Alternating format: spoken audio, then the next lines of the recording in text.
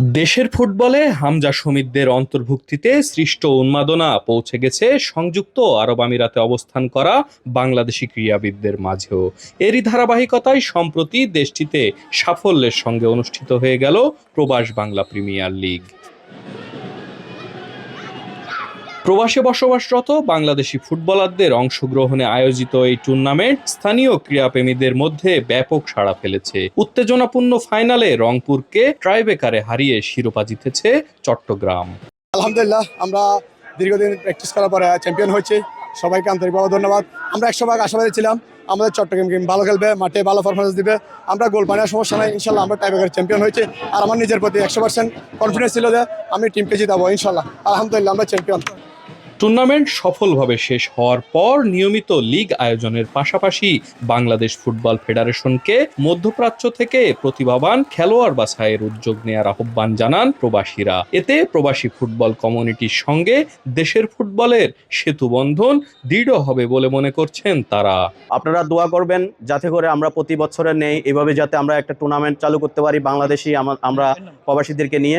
ওদের যা প্রতিভা তাতে আমরা আরো সুন্দর একটা খেলা উপহার দিতে পারবে এবং এই কমিউনিটির জন্য আমরা একটা সুন্দর একটা টুর্নামেন্ট যেটা বছরের পর বছর চলবে ওইরকম একটা করতে পারবো। বাংলাদেশের ক্লাবে ইনশাল্লাহ ন্যাশনাল টিমে আপনাদের যে এটা ফুটবল খেলার একটা আপনাদের একটা প্যাশন আছে, এটাকে নিয়ে যান, সামনে নিয়ে যান। আমরা তো সহায়তা করবো ইনশাল্লাহ, আপনারা এগিয়ে যান। আমরা চাই আমাদের যুব সমাজ তারা খেলাধুলায় সব দিক দিয়ে তারা যেন এগিয়ে আসতে পারে। তো আমি চাই আমাদের ইনশাল্লাহ নেক্সট আরও প্ল্যান আছে, সকল কমিটি নেতৃবৃন্দ সম্মানিত ব্যক্তিবর্গ নিয়ে আমরা সকলে মিলে আমরা চেষ্টা করব ভালো আরও টুর্নামেন্ট দেওয়ার জন্য। ফুটবল প্রেমীরা বলছেন হামজার অন্তর্ভুক্তির পর প্রবাসী ফুটবলারদের মধ্যে যে নতুন উদ্দীপনা তৈরি হয়েছে তা কাজে লাগানো এখন সময়ের দাবি।